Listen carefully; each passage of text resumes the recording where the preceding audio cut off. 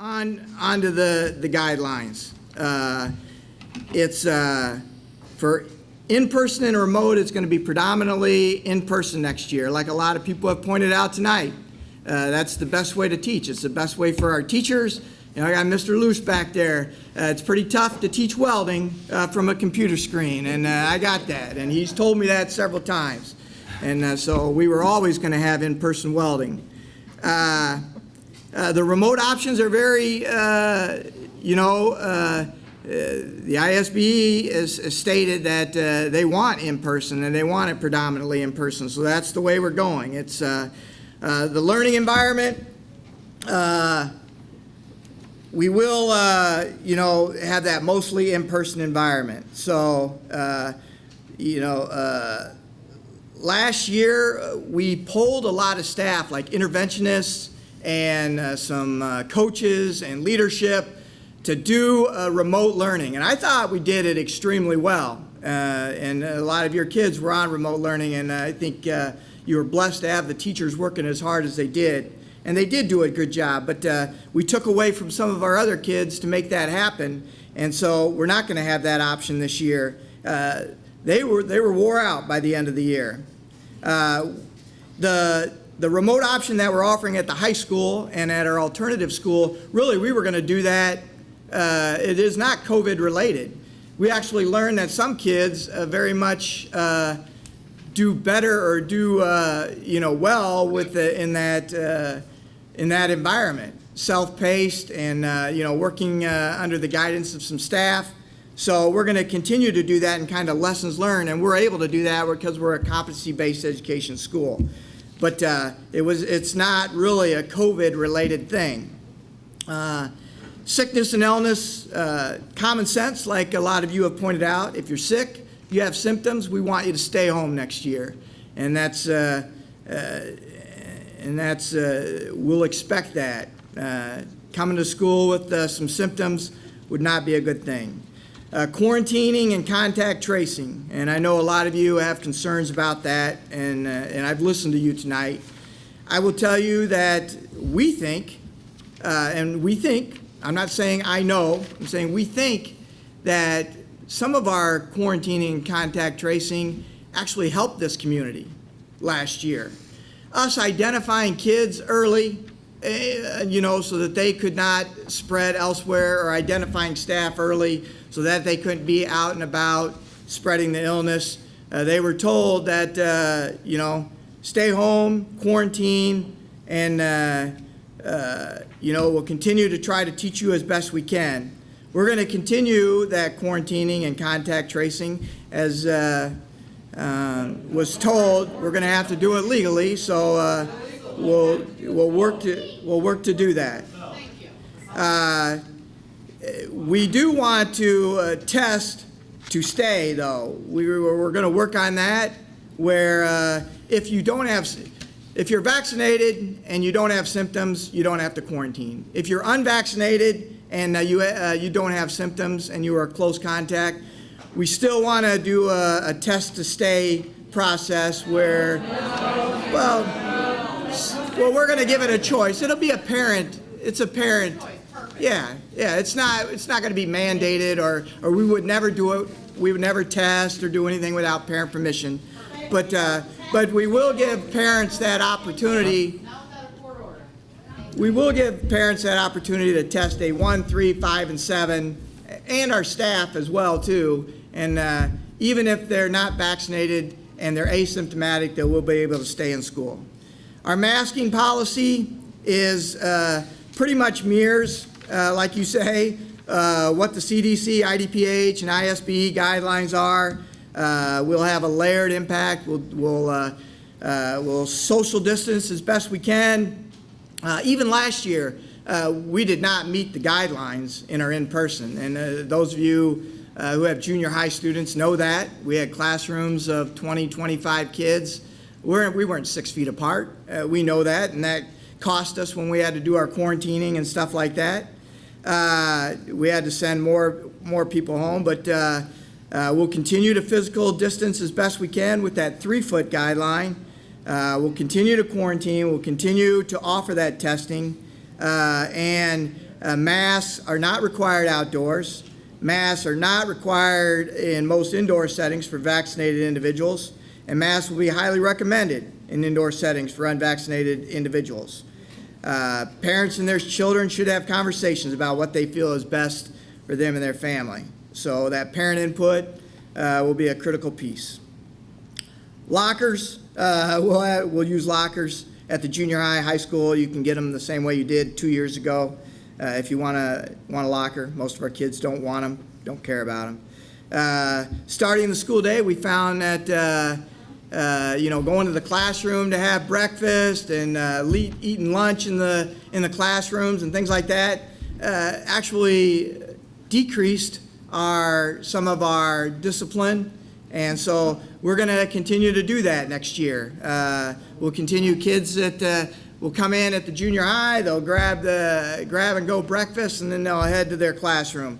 It'll be a similar at the elementary school, and that allows that teacher to interface with those kids earlier. And we felt it was a good lesson learned, and we were able to do some good things with that. So we'll. Hey guys, the public comment section. We're past that. We're just going through our agenda item by item. We appreciate. Things like this were not disclosed in his email. It's the first time we're hearing things like staying in the classroom for lunch. That's not what he said. He said for breakfast. I think you didn't hear him correctly. He Yeah. said for breakfast. Yeah, it's for breakfast. Just breakfast. I'm just reviewing. He, I just have one thing to say. The kids are our responsibility, the teachers are your responsibility. So why don't you just vote on it, allow the kids to have an option, and all the teachers can wear masks. If they work so good, what are you afraid of if you're wearing a mask and the kids are not? Okay, all right. Hey, yeah, thanks. No, I appreciate it, and thanks everyone. And like I said, now as far as public comment section, we were past that item. We're going to be voting on this, and then we're going to be moving on to standing committees. Respectfully, please let us get through that. Roy, sorry. Yeah, we're fine. We're fine. I understand. I mean, people are very passionate, and I appreciate that.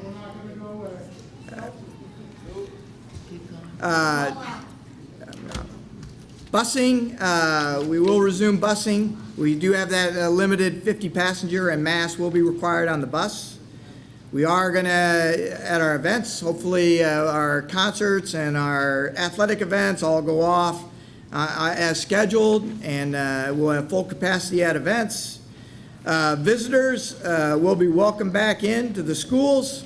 We're going to start slowly, I will tell you that, as we move into the school year and see that we don't have outbreaks or don't have concerns, then we'll open up more.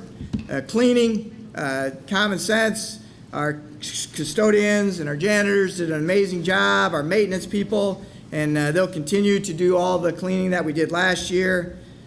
Field trips, there'll be some on a limited basis, and then prepare for change. And I think that's what upset many of you, is that we are prepared for change. We adjusted last year throughout the year, usually lowering restrictions and adding sports, adding concerts, adding individuals at events, and then we grew the number of individuals at events.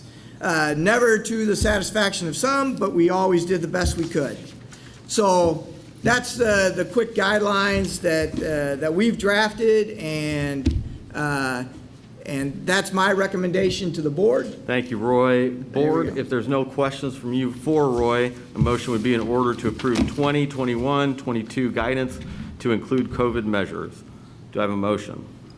So moved. Richard, are you seconding it? I put on speaker.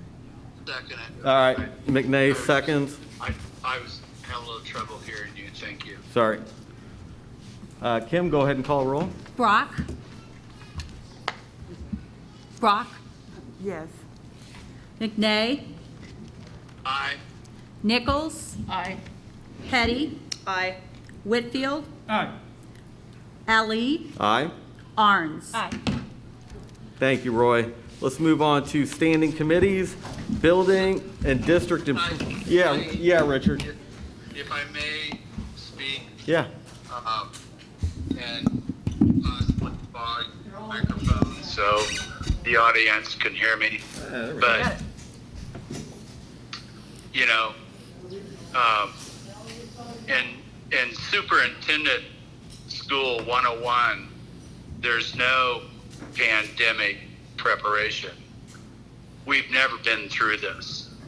And, you know, I think that Roy and his staff should be applauded for being able to, we're one of the few schools that did in person last year. And we're trying to do it again this year, you know. But, you know, there's no textbook, there's no manual to tell you how to do this. So we're just trying to do the best we can. So, Thank you, Richard. And I think we all agree with that. Can't say enough about Roy and our team. Moving on to standing committees.